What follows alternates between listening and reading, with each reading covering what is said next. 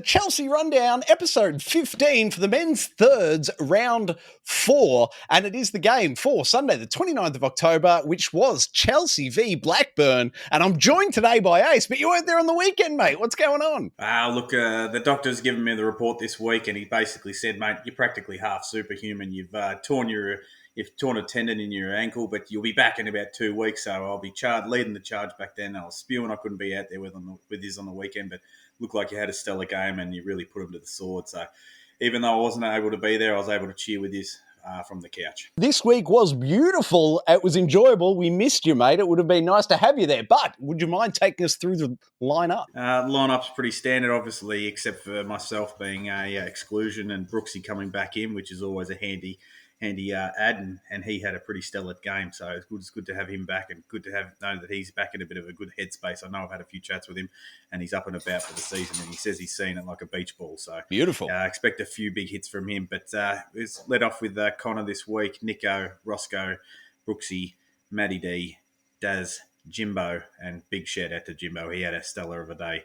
Lukey Martin also had a hell of a day. Troy, Daz, Tommy, the tidy whiteys, the tight cheeks. He's just getting better and better each week. And Trav's more strong side, and we look forward to adding me back into it. We do indeed, mate. But the first thing we have to talk about this evening is the pitching, mate. Take us through it. Yeah, look, it's nothing that Lukey Martin hasn't done in the past. It looked like it was a real stellar game from him, and he really was able to control the mound and throw those things down the pitch. And I know Roscoe sort of mentioned to me, and it's a bit hard to see on the video footage, but he's introduced a new little humdinger of a fastball that seems to be blowing people away. So great to see these added that to his repertoire. It was fantastic to watch that fastball, mate. The only problem we've got is it was moving so fast you can't actually see it on the video. Yeah, there was a couple of times when I was watching it, I just saw him do the motion, and then I didn't actually see the pitch. I definitely saw a few guys swing past it. They couldn't get anywhere near it. So I love to see it, and I've got a lot of appreciation for Lukey Martin when he gets up there and he gets in a rhythm and he just has a really good game like that,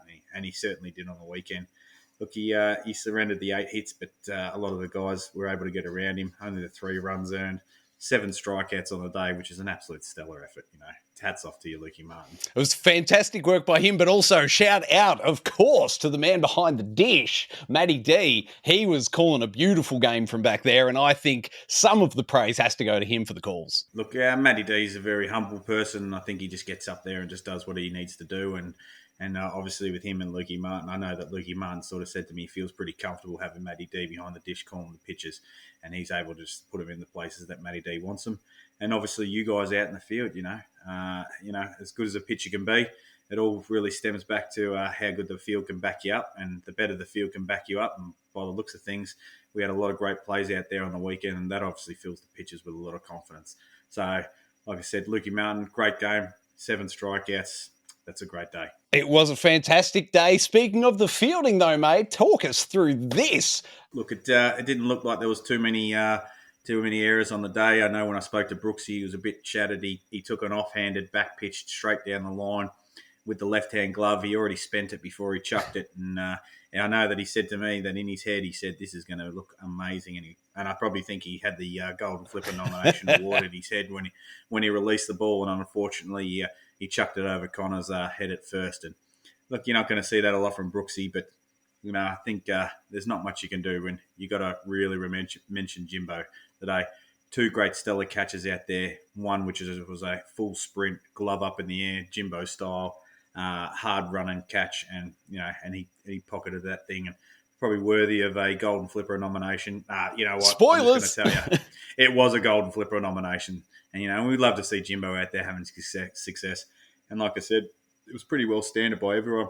Everyone really played their part, and everyone really played well, and everyone really locked down the fielding. Yeah, it was great, mate. And I don't know if you picked this one up watching from home, but in the first dig, Connor at first caught a fly ball, and then Daz at second caught a fly ball as well. It was great to see father and son in the one dig both getting balls. That was great. Yeah, both those two in the 1-2 position, being so close to home. Daz, don't want you to get too comfortable. I'll be back in 2 weeks, so get ready to push on from second base because I'll be back. But yeah, like I said, it just looked like a really solid effort. Everyone was really clicking on all forms and all cylinders, and it was great to see you boys all out there having success, even though that I wasn't there. we'll just put it down to maybe Blackburn weren't that good. I'd like to give credit to the sunny skies we played under. I think the wet weather wasn't for us the week before. Sunny skies, we turned it on. It was a great thing. How did we go in the bats, mate? Mate, I tell you what, we've been having a bit of struggle in the batting box, but when you can amass 10 hits on the day with, 4 multiple hitters and, you can score 16 runs, that only breeds success. And we've been talking about this a lot, and I know Daz has been preaching about this to us a lot, that, we got to hit the ball more, and we got to hit the ball more and put the ball into spaces that we're going to get more runs around. And again, I'm sick of mentioning his name. I'm almost getting Jimbo poisoned from talking about him that much. Jimbo had 2 of the biggest hits on the day. One which was a single, but he turned into a double on an error, but it scored, I think, 2 RBIs, and the big triple, the big base cleaner, the Jimbo, loaded bases. He knocks one straight over third baseman's head, and able with those big powerful legs of his, he's able to turn it into a triple and clear out the bases. He had an absolute fantastic day on the box. Brooksy just doing Brooksy things. It was a pretty solid effort on all accounts. I think pretty much everyone scored a run, which is pretty bizarre. I think Tidy Whitey, sorry mate, you did get a hit, but you didn't score a run. And Trav, unfortunately, you didn't get on the scorer's board, but everyone else scored at least 1 run for the day, and that's an absolute great effort. Speaking of the new bloke, Tom, mate, did you notice here he's slotted it directly between short and third? It was the most beautiful placed hit I've seen by, a 4th gamer? It was crazy. Mate, yeah, but I've got a lot of good kind words to say about Tommy, and watching him in the batter's box about 2 weeks ago at training and watching his swing, you're going, geez, this guy's going to get on a couple. And like you said, he's only 4 games in. I can't imagine what this guy's going to be knocking. When he starts to get to 10, 15, 20 games in, this guy's going to be chasing me for the Dinger record, I think. I think he will, and we'll have to break out the old fake mustache so the seconds don't steal him. Yeah, that could be fair. We might be calling him Tom Rodo Camborio. Bit of a Mexican name. I love it, mate. All right, what was the final score? Final score on the day, 16-4. Obviously, you lads had an absolute stellar of a day, and you really were knocking around the park, and you were able to lock them down in the field. And again, I can't give this guy more praise. And and I know he has his ups and downs, and I know he sometimes hangs his head, and I know everyone's been in his ears trying to help him along. But Jimbo, an amazing day, mate. An absolute amazing day. 2 stellar catches, 5 RBIs on the day. 3 runs scored, 2 big hits. Hats off to you, mate. You deserve it. I know you try your hardest and you're always out there and you're always at training. So this was a stellar day for everyone and a stellar day for the whole team. Like I said, only 2 guys not getting across the dish. Mate, you can't ask for much more. You can't. It was beautiful. Oh, and I need to give a big shout out to Nico. Thanks, mate, for the throwing with me in the outfield as we were doing the warm-ups, between each dig, mate. That was a huge help to me. I greatly appreciated the effort. But hey, speaking of efforts, this week's Golden Flipper, what a segment this is going to be. I can't wait, mate.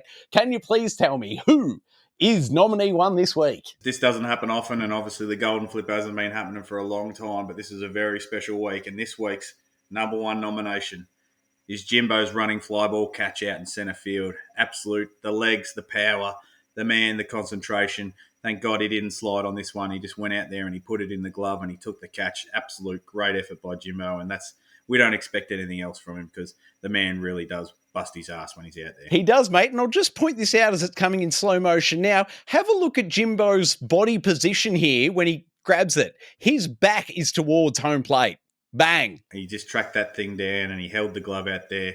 Somewhat of a bit of an awkward style, some might say, but if it goes in the glove, I'm happy with it. Oh, it was fantastic, mate. Such a great play, Jimbo. Great work, mate. All right, Ace.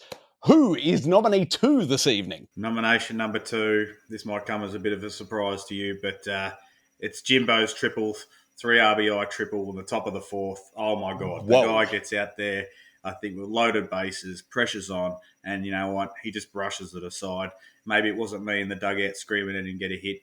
He just sat back on this thing, knocked it over third base's head. The thing stayed in, and he was able to clear the bases, get 3 RBIs, and get a triple himself. Well-deserved. Great hit. It was a fantastic hit, and I got to say, mate, it absolutely lit the bench up on the day. It was fantastic. Jimbo, great work. All right, Ace, surely we can give nominee 3 to whom gets it this week. Somebody else, surely. So nomination number 3 this week goes to Jimbo's single RBI in the topper, which was a double, top of the 3rd.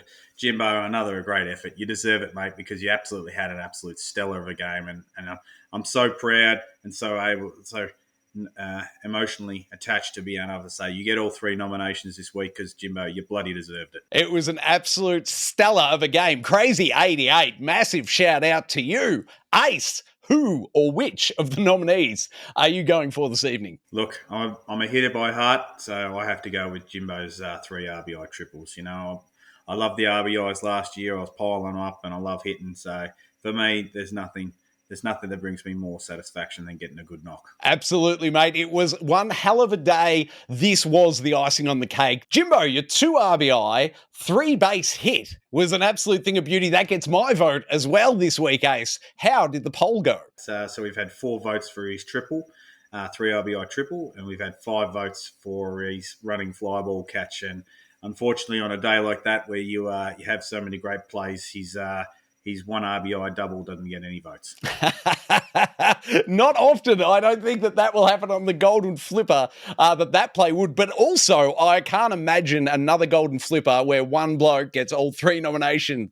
Jimbo, tip of the cap to you, no matter which way the votes fall, mate. You were our winner this week. Thank you very much. Ace, that brings us up to the question of where and whom are we playing against this week? Well, I think the gods might have shined down on my ankle injury, and they've given us a bye, giving me that extra week to get back out there. Because I tell you, there's one thing that Ace doesn't like: it's not being out there with his fellow comrades. So, thankfully, we've got the bye this week, and I'm really hoping for an early recovery to be back out with us the following. You were sorely missed, mate, and it will be fantastic to have you back there on the field with us, mate. Always a pleasure to be playing with you. My one question here is, how much did you have to pay the DBA to give us a bye this week so you could improve your stats come batting averages and MVP count time? Well, I'll tell you what, when it comes to Ace's batting stats and MVP odds, you don't need to give too many handouts because he just does. He lets the batting do the talking for him. Fair enough, mate. Good play.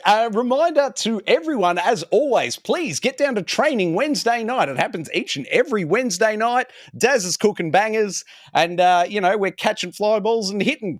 Come on down, guys. Absolutely essential to keep this win going, turn it into some sort of winning streak. That would be ideal. Also, a reminder, the link to the full game is in the description of this chat. If you want to click on through, go right ahead. While you're there, subscribe to the channel because that'll help as well. Thank you, Ace. See you next week, mate. Cheers, mate. I'm gonna run as fast as I can run.